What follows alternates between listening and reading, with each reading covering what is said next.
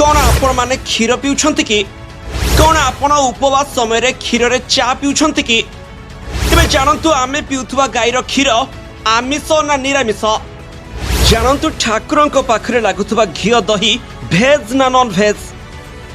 दर्शक बंधु हिंदू धर्मर लोक माने गोमाता को पूजा करिथांती आउ तांकर दुग्ध बा क्षीर को मध्य पान करिथांती किंतु आपण माने जानिछंती कि प्रकृति रे गोमाता क्षीर आमिष ना निरामिष तेबे आसंतु जानिबा एहार सत्यता कौन। पूजा पाठ होम यज्ञ हो कि व्रत उपवास सबुठी लागे क्षीर दही घी पनीर पंचामृत भी हुए व्यवहार। तेबे आपण कौन जानिछंती कि जो क्षीर को आम एते सात्विक कहूचे आम आराध्य पाखे लगी करुचे ताहा भेज ना नॉन भेज ताहा आमिष ना निरामिष। एक कथा शुणी आश्चर्य लगुथिबा निश्चित। गाई एक शाकाहारी पशु हिंदू धर्म रे गोमाता को पूजा करा जाए। भारत रे गाई को चारा घास चकड़ा आदि खाद्य दिया जाए तेणु भारत रे उत्पादन हेउथिबा दुग्ध को शाकाहारी कहा जाए। हेले अमेरिकार गोपालन भारत ठारू भिन्न। एठारे पोषण पाई गाई को घुसुरी मांस कुकुड़ा मांस माछ एपरिकी कुकुर बिलेंक मांस भी खाइबाकू दिया जाए। अधिक प्रोटीन पाई अमेरिका गाई को घुसुरी घोड़ा रक्त और चर्बी दिया जाए। गो खाद्य रे कुकुड़ा पर मिसा जाए तेणु अमेरिकार उत्पादन हेउथुवा क्षीर को नॉनभेज कहा जाए।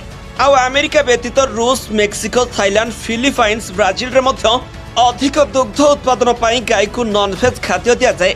आउ ए परिस्थिति जदि अमेरिकार दुग्ध आमदानी हुए यह भारतीय धार्मिक भावना को कुठारुघात हेब। तेणु भारत सरकार यही नॉनभेज क्षीर आमदानी करने को सफा सफा मना कर दैछंती। एहा सह अमेरिका सह शर्त रखिछंती भारत को पठा जाउथबा दुग्ध शुद्ध शाकाहारी और गायीक ठारू उत्पादन हेउछि बोली ग्यारंटी देले जाई एही डील होई परिबो बोली सरकार कहिछंती।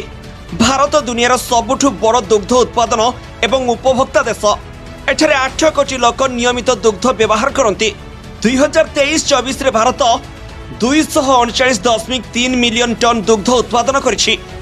ए परिस्थिति रे जदि अमेरिका भारत को दुग्ध बिक्री करे ताहले भारतीय पशुपालकों को वार्षिक 1.03 लक्ष कोटीर क्षति सहिबाकू पड़िबो। खाली सेतिक नुहे क्षीरर दाम मध्य 15% कमिजिबो। एहा द्वारा दुग्ध चाषी प्रभावित हेबे।